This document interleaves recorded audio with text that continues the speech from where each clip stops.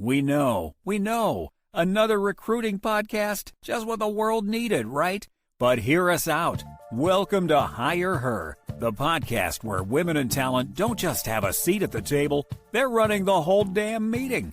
If you've ever been talked over in a strategy session, had your hiring insights ignored until middle management Brad repeated them, or just wondered why the people shaping the workforce don't actually reflect the workforce, this one's for you. We're bringing you bold conversations, real career stories, and the kind of no BS recruiting talk you actually want to hear.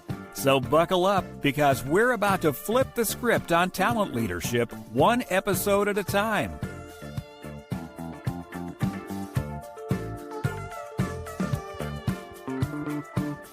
I'm Natalie, founder of Talent Collective, and I'm here with my co-founder. Hi, I'm Krista Tan, co-founder of Talent Collective. Yes, and we are the host of the HigherHer podcast, where we bring on inspiring women in talent acquisition and people operations. Today, we have our amazing guest, Erica Rooney.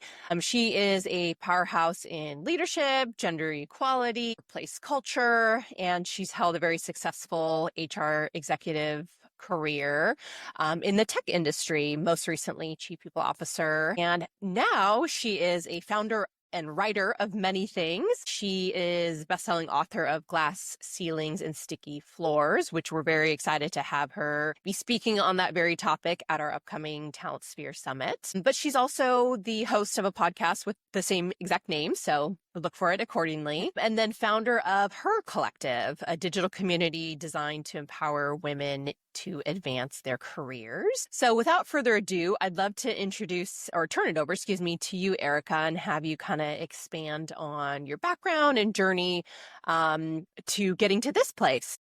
Yeah, awesome. I love it. We've got the Talent Collective. We've got Her Collective. We've just got all the collectives, which is incredible. But no, I've been in HR for a long time, but I started out in health and wellness. And that red thread was just that I really loved helping people. And so it started out by helping people meet their health and wellness goals. I very quickly hit my first glass ceiling there, where they told me, you're not going to make any more money here, so you got to figure something else out. I pivoted into HR, and then I very quickly climbed the corporate ladder and got into the C-suite. And I've been in all industries: tech, manufacturing, healthcare. I've done private equity. I've led mergers and acquisitions. The one thing I know about HR is it is a wild, wild and crazy place to be. Like, I don't think I know anyone who's like, I'm going to be in HR when I grow up. And then they do that, right? We just find ourselves here. But I loved it until it didn't work for me anymore. And I really wanted to take all of my energies and focus on helping other women climb the corporate ladder, grow, connect, but also not feel like they were burning out or sacrificing their sanity to do so. And that's what I do today. And it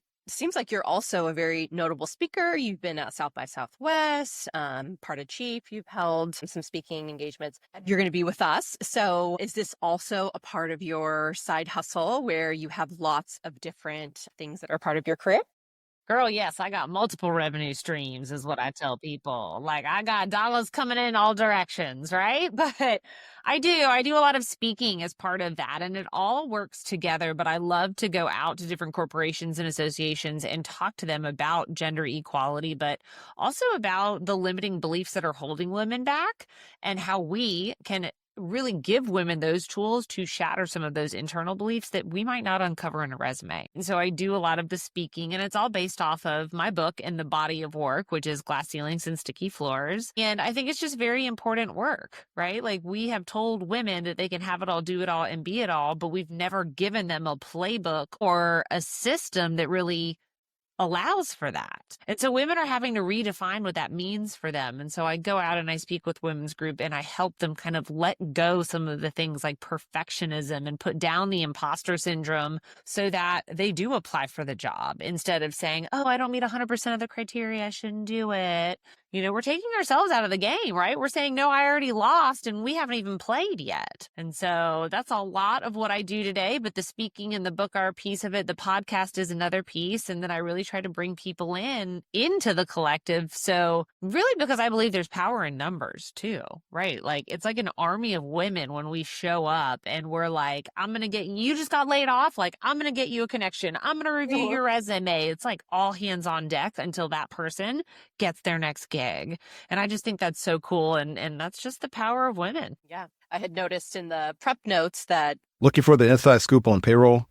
Whether you're a payroll pro or just curious about your paycheck, we've got two podcasts you cannot miss. It's About Payroll delivers the latest trends for payroll pros, and It's About Your Paycheck is here for employees, breaking down pay and rights in simple terms. Two great shows, two great hosts, and endless insights to keep you informed and empowered. Subscribe now and elevate your payroll knowledge. Brought to you by Redefine, where payroll meets people. one of your feedback for people was to always, have a side hustle. And so I wanted to make sure we knew all of the different things that you were doing. Maybe it'll inspire somebody to come up with a similar concept of their own. So on the topic, well, let's drill down a little bit. So is there a specific, serious challenge that you faced in your career or personal life that you'd be comfortable sharing with the audience? And I'd even love to take that a bit further and say, what was, a piece of advice from the book itself that maybe you used in this scenario or challenge? Gosh, there are so many stories, but I think the one that really stands out to me the most is there was a story. I should say, let me paint the story for you. I had pitched this idea as a new way of working to a leader of mine, and it was somebody that I had really trusted and respected. And I had really big hopes for this idea, and it would change kind of the organization and how we were structured. And it was really exciting. And if I played my cards right, it would elevate my role into a higher leadership level position. But unfortunately, the person that I pitched that idea to walked into an executive meeting and pitched that idea as his own. And the role that I had envisioned for myself was given to someone else. And that absolutely crushed me. And I remember hearing that news that I wasn't going to have this job. And I was piecing everything together of how this all played out and what had happened. And all I could do is think of why was I such a failure? How did I let this happen? And I was automatically taking the blame on as if I did something wrong in this instance. And, unfortunately, time stops for nobody and the days kept going. And I was like, well, I guess I'll just dry my eyes and go back to work. And I did that for weeks on end until I had this turning moment where it was like, you know what? I can't control what other people do. I can't control what they say. I can't control their integrity. That was for certain. But I could control how I showed up. And that's really when the whole concept of glass ceilings and sticky floors started to piece together, because that was when I stopped waiting for other people to recognize my worth and waiting for other people to say, you're deserving of this salary or this promotion. And that was the day that I started going after what I knew I deserved and what I wanted. Goodness. Yeah. I love that story. Thanks for sharing that. It's very inspiring to see when women can kind of take things into their own hands and say, you know what, I'm done living the way I have been and letting others kind of control that destiny. And sorry you had that situation happen to you. I mean, but it turned out. That's what I'm saying, girl, don't be sorry, right? Like that. I tell people all the time, hindsight is a gift that we will all have one day. Now, that day I was crying in my car, didn't have it that day, right? But after that moment happened, that was when I got my first big executive job was after that. And it was because I was motivated to reach out to other people. And then it was from that job that I launched my coaching business. And, it's all the breadcrumbs, right? All of those things are lessons that just really guide us to where we're supposed to be. Well, and you long-term wouldn't have wanted to work for somebody like that anyways, right? Somebody who's going to take your idea and pitch it as their own. And, it's clearly that wasn't a leader, period. Exactly. It was not going to vibe with my values. So done. Thank you. Yes, exactly. Good. Let's go into more of a recruiting focus now. This is quite the interesting job market that we have here. I think it's both competitive on the candidate side and the employer side. I wouldn't necessarily call it either or at this point.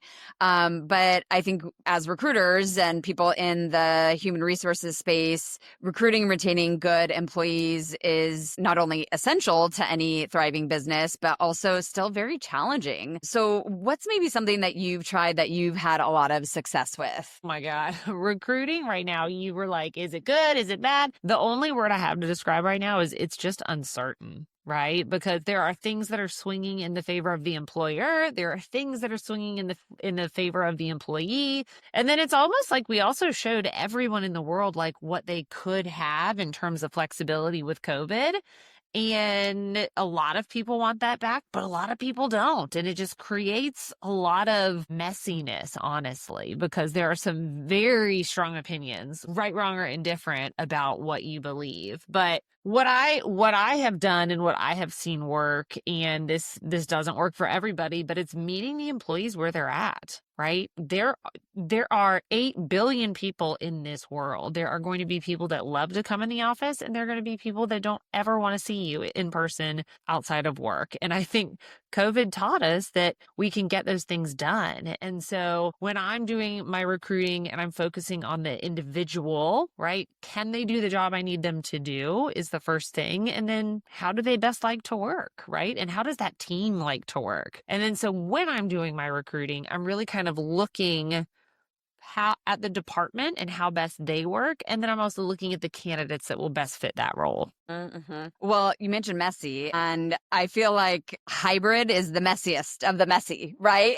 Because there's just so many factors of how do you keep, the balance between going into the office, being at home, days a week, Well, that's what I was going to say. First of all, location. what's the definition of hybrid, right? Exactly. Maybe it's once a quarter. Maybe it's 4 out of the 5 days. I don't know, so like that alone makes it so ambiguous. Well, and different people want different things from that, right? And then, but that might not work for the team, but that might not work for the company. Like there's like so many dynamics there, but then also like having a culture, right? Like how do you build a culture around that? Being that some of the people are in the office, some are out, some are a blend. Like there can be just so many nuances to that. Are you finding any, best practices with keeping a strong culture in, kind of this hybrid, messy situation we have? I am a big fan of listening to your people. I've always been a fan of talking to your people. I really cringe and it gets under my skin when I hear top decisions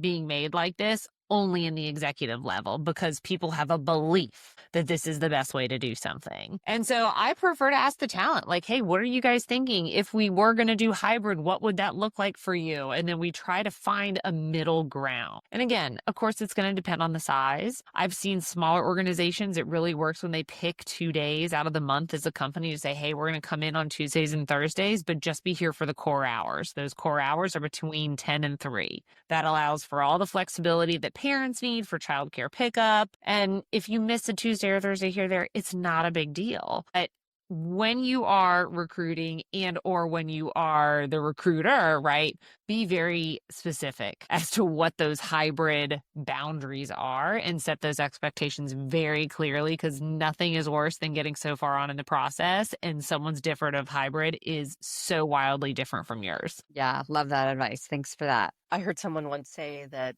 they define hybrid for them as coffee badging, where they just go and they book meetings to like meet up with, have coffee, hang out. Yes. So they got their badge requirement done, but they just go and have coffee with their friends at work and then stay for an hour or two and go back home. So, people are doing it, but are they really doing it? Correct. Really so again, know thy culture, and I think the more transparent you can be about it and the more accountable you hold people to it, the better it is, right? It's when you start getting into this very ambiguous land of like, these are the days you're supposed to be in, but we don't really do it that way. Then that's when you just see it start to get floppy. People like boundaries, they like rules, they like expectations that they can follow. They may not like what those are, but if they are clearly outlined and they can be followed, people appreciate that. Yeah, like kids really need structure. 100%. They actually like structure, whether they actually like it or know that they like it. Yeah. Okay, so since we're kind of in a funny mood right now, let's go to a question about if there's anything hilarious or an unexpected moment that you've had like during an interview or with an employee or just something that's just really off the cuff that you remember as being a highlight in your career. This is too funny because I actually told this story today, but one of my first HR jobs was in a call center environment, and call centers have very high turnover rates. So you are constantly recruiting, you're constantly bringing in 20 people in the hopes that maybe 5 of them work out. And so my manager that I was doing all of the recruiting with, we would have a system that, would say like, okay, yes or no, or we're really into this person or not. And the signal for I'm done with the interview was a simple tap of the pen on the table, right? Because we all have our pens. This is pre-COVID, so nothing was over Zoom. We were all in person, right? And we'd all be sitting there. And, the rules of the road in HR, like we've got to have the interview. We've got to ask certain questions and make it all standardized. And this one woman showed up, and she happened to be wearing a bathrobe and her hair curlers in her hair. My and goodness. I will never forget, we both sat down at the table, and all of a sudden I heard, Welcome to The Human Role, your go-to podcast where HR and payroll collide with innovation.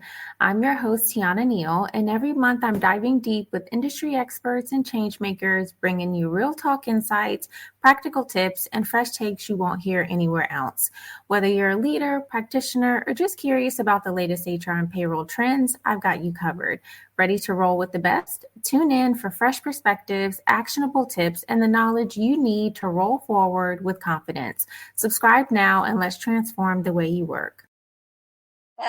and I said, James, we have to give her more than 2 minutes, okay? And so we had the interview and we cut it short, but that was always one of my fun, interviewing stories, because you get all kinds of kinds in HR and you get all kinds of kinds in interviewing. And I tell people one day I will write a book where it's just like, you can't make it up. And there will be a whole section on recruiting. Yeah. Someone who was on a previous episode of HigherHer said that an interviewer came in their bathing suit, bikini. Like, there's just been all sorts of interesting stories. So you should just put out a Google form on LinkedIn and have a bunch of people submit their chapter or their story, because you'd get all sorts of stuff. I mean, it's like, are we done with the whole catfishing, interviewing and catfishing? That was like a big thing in COVID that caught us all by surprise. And it's like, it might still be happening. I don't see it as often, but are we still catfishing? I don't know. I mean, I haven't heard that in a while either. So maybe that's a thing of the Either past. that, or they're all just getting so good, we're all getting scammed. Yeah, exactly. Let's move on to talk about women in leadership. So what do you think are some of the qualities that are essential to women in leadership, and how can women go about cultivating those qualities? Oh, I think you got to be courageous is the first one. And that's not one I think that most people just like throw out there. But to me, it makes total sense, because it's hard, right? Like, we're all still expected to be these wives and mothers that have it all together and go to the PTA meetings and throw the perfect birthday parties and be the badass executive. And so you have to be courageous to put some of that down. Some of the shoulds, like I should do this, this, and this, and I should do that. Like, we have to be courageous to put some of that down. We have to be courageous to stand up to the people who say these biased comments about like, well, who's watching your kids while you're at work? That's so weird. And don't you feel guilty about that? No one asked my husband those questions. Yep. That's So right. courage is one of the biggest ones. I think you have to be growth-minded is the biggest one. And I see a lot of women falling short in this space right now with AI on the rise. Like, there's a study out of Harvard that shows that women are 25% less likely to lean into AI. And unfortunately, fortunately or unfortunately, right? AI is the wave of the future. The unfortunately piece is that it's coming for us. And if you aren't going to lean in, the pay gap is going to be perpetuated. The leadership gap is going to be perpetuated. The confidence gap, et cetera, et cetera. So you definitely have to be growth-minded and future-focused and resilient. If I've learned one thing, when you're the higher up the ladder, the farther you have to fall, right? And there are a lot of big falls, and there's a lot of big mistakes that you learn along the way and hard lessons. And so having that resilience, I think, is really key. You mentioned the shoulds, shoulding on yourself. Yep. I have a question about this that I'm curious, and maybe both of you could answer. So I was recently dating someone that had no problem with shoulds. Like, I explained to him this concept of like, you should and should yourself, right?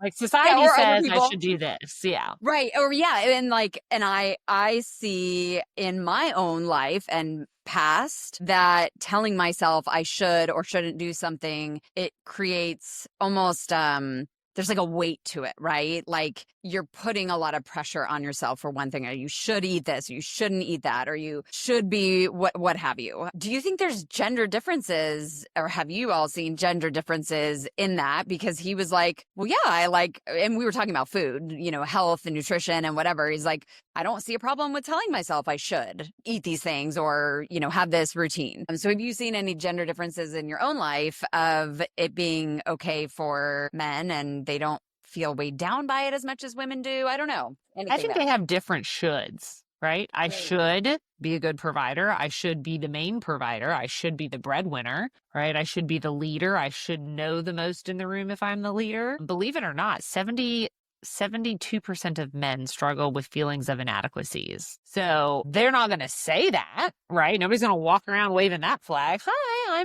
I feel inadequate. That would be horrible. But I think they have different shoulds than women do. And I think that society, I just think they're different, I guess. Yeah. Yeah. Where women are the should nots, the limiting beliefs. Like, I should not. You said this the other day at French. I shouldn't have that dessert. Or no, the cookie. I shouldn't have that cookie. Did I say that? Yeah. I don't know. I didn't even think about it. Because I'm so hypersensitive to shoulds, because my mom was a shoulder. Well, you should think about this, or you shouldn't do that. And so I'm very much. You pay attention to it. You pick up on it. Absolutely. Hear it, and it's a trigger word for me. Interesting. But yeah, like the limiting belief side of it for women is, to your point, like we put the barrier or the pressure on ourselves where men are like trying to pump themselves up. Yeah, I think it can go all the ways though, right? Because there's a lot of things that we say we should do that have nothing to do with what I should not do, right? I should act this way as an executive. I should act this way as a wife or a mom. I should be at every school event. Right? When in reality, my husband has missed so many school events and there's not 1 ounce of guilt in that man. Right? And like I miss carpool, and I'm like, oh God, I feel so bad. It was her birthday and it was carpool and she's and like he could miss the Christmas concert and nobody cares, So I think it's just all different, but it's very interesting. The gender nuances, I think, are so complex, especially with all of the generations that we have in the workforce and like the rapidly changing workforce. But, time will tell to see how it all kind of shakes out. Very true. Very true. Well, thank you, Erica. It's been so fun getting to know you here. We're so excited for Talent Sphere coming up in June in Scottsdale. So excited to hear from you more then.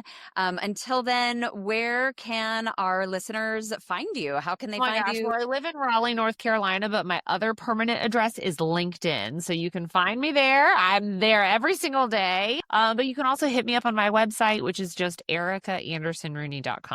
So that would be great. Amazing. Well, thanks for your time today. It was a pleasure. And for everyone out there listening, feel free to like and subscribe us on all the places that you get your podcast, but we're also on YouTube and LinkedIn ourselves. And we look forward to next time. Thanks again, everyone. Bye-bye.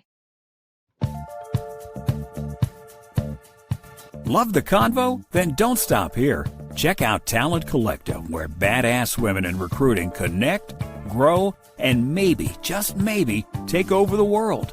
Hit that subscribe button, share with your crew, and let's keep proving that talent isn't just a pipeline problem, it's a leadership revolution.